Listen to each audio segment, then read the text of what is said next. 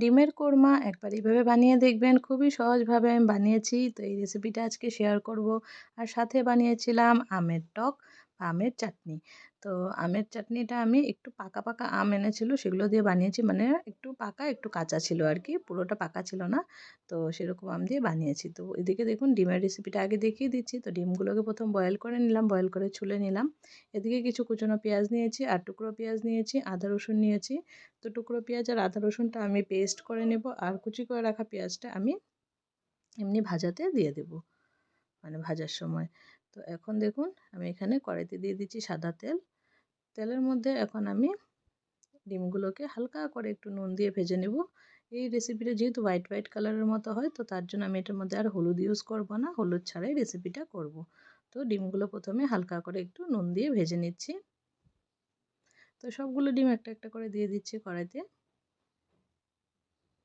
ডিমগুলোকে প্রথমে ভালো করে একটু ভেজে নেব, ভেজে তুলে নেব।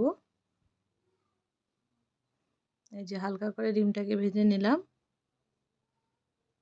এবার ডিমটাকে তুলে রাখবো।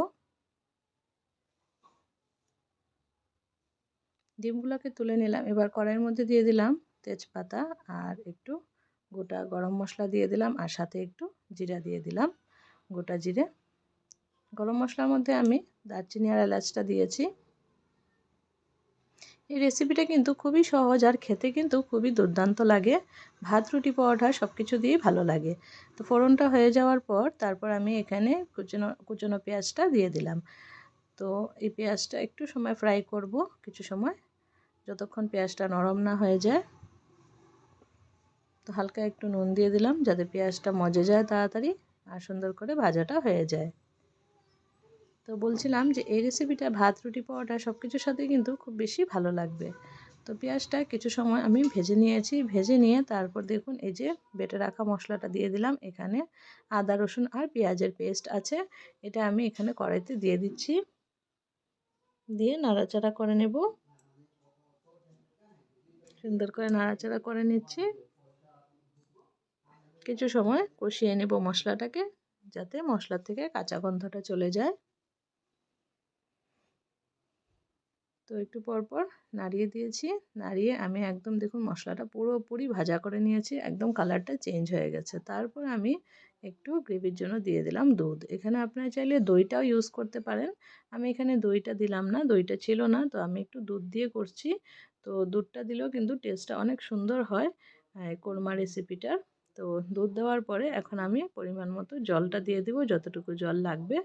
এখানে দই দিলেও কালারটা এরকম হোয়াইট হবে, আবার দুধ দিলেও হোয়াইট হবে। তো আপনারা যদি দুধ দিয়ে ট্রাই করে দেখেননি, তাহলে একবার দুধ দিয়ে বানিয়ে দেখবেন, বেশ মজা লাগে খেতে।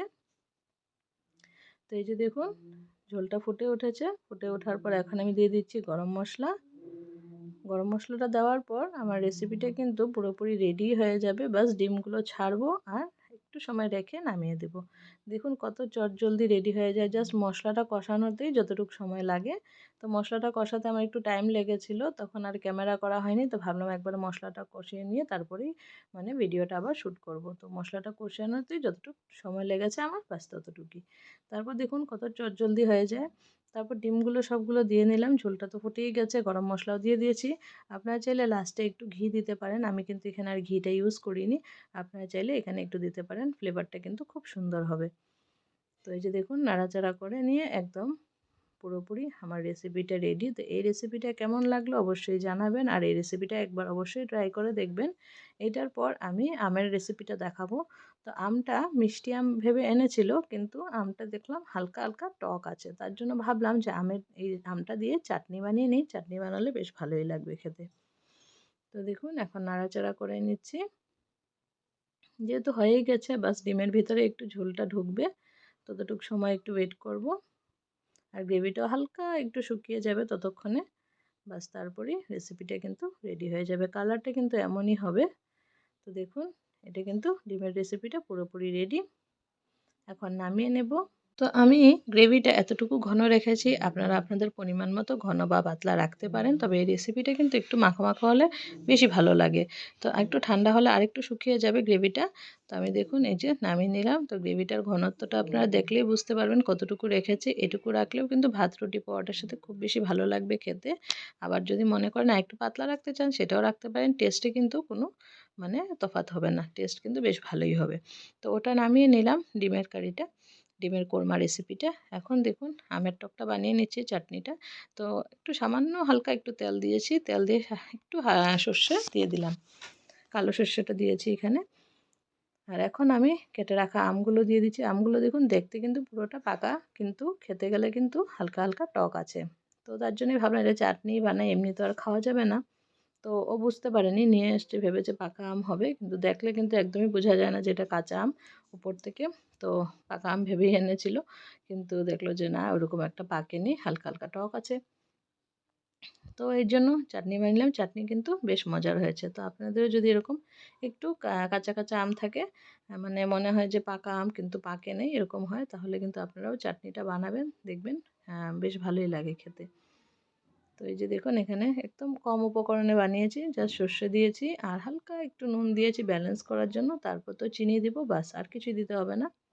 আমের টক থেকে তো টকটা বেরিয়ে যাবে আর চিনি থাকবে, তো সেই মজা লাগবে খেতে। তো আমগুলোকে আমি একটু খুন্তি দিয়ে ভেঙে ভেঙে দিচ্ছি, আর একটু পর গলে গেলে পুরোটাই ভেঙে যাবে। এই যে দেখুন পুরোটাই মিশে গেছে। এভাবে কিন্তু আমের চাটনি বা টক যেটাই হোক খেতে কিন্তু খুব ভালো লাগে। আমের টকটা একটু পাতলা হয়, আমি একটু ঘনই রাখি। আমার কিন্তু আমের চাটনির মতোটাই বেশি ভালো লাগে খেতে টক থেকে। তো আমি আমের চাটনিটাই বানিয়েছিলাম। তো এখন জল দিয়ে দিলাম, খুব বেশি জল তো দিব না, কারণ এটা একটু ঘন ঘন হবে। আপনারা যদি মনে করেন আমের টক করবেন তাহলে আর একটু জল দিয়ে নেবেন। তো আমি তো চাটনির মতো করেছি, তার জন্য আমি একটু কম করেই জল দিয়েছি। তো জলটা দিয়ে সুন্দর করে নাড়াচাড়া করে নিচ্ছি। আর আমের আটির থেকেও যতটুকু বেরোচ্ছে আমি খুন্তি দিয়ে কাচিয়ে বের করে নিচ্ছিলাম আমগুলো। যেহেতু বড় বড় করে কেটে রাখা হয়েছিল, তো এই জন্য আমি এরকম করেই বের করলাম। তারপর সামান্য আরেকটু জল দিয়েছিলাম। তারপর এখন চিনি দিয়ে দিচ্ছি পরিমাণ মতো। আপনারা যতটুকু মিষ্টি খেতে চান সেই অনুযায়ী দিয়ে দিবেন। তো এই যে আমি দিয়ে দিলাম চিনি। এবার মিক্স করে নেব ভালো করে। আমি 4 চামচ দিয়েছি। তারপর চিনিটা দেখুন কিছু সময় রাখবো, চিনিটা গলে যাবে আর একটু ফুটে গেলে তারপর আমি কিন্তু চাটনিটাও নামিয়ে নেব। তো এই যে নাড়িয়ে নিচ্ছি, যে ভালো করে নাড়িয়ে নিলাম। দেখুন অনেকটা কিন্তু কমে এসছে, যেহেতু একটু একটু ফুটছে, সাথে সাথে শুকিয়েও গেছে অল্পটুক। তো এরকমই রাখবো। আমি একটু চিনিটা টেস্ট করে দেখলাম, চিনিটা একদম ঠিক ছিল, চিনি আর লবণের ইয়েটা একদম ব্যালেন্স হয়ে গেছে। তো খেতে কিন্তু বেশ ভালো হয়েছিল, আপনারা অবশ্যই একবার ট্রাই করবেন। আর আজকের রেসিপি দুটো কেমন লাগলো বন্ধুরা আমাকে প্লিজ কমেন্টে জানাবেন, আর হাইপটা করে দেবেন। আর যারা চ্যানেলে নতুন বন্ধু আছেন প্লিজ চ্যানেলটিকে সাবস্ক্রাইব করে বেল আইকনটা প্রেস করে রাখবেন, তাহলে আমার ভিডিওজের নোটিফিকেশন সবার প্রথম আপনাদের কাছে পৌঁছে যাবে। তো সবাইকে অনেক অনেক ধন্যবাদ আমার ভিডিওটা ফুল ওয়াচ করার জন্য। আবার আপনাদের সাথে দেখা হবে নতুন কোনো ভিডিওর সাথে। সবাই ভালো থাকবেন, সুস্থ থাকবেন। আজকের জন্য টাটা, বাই বাই।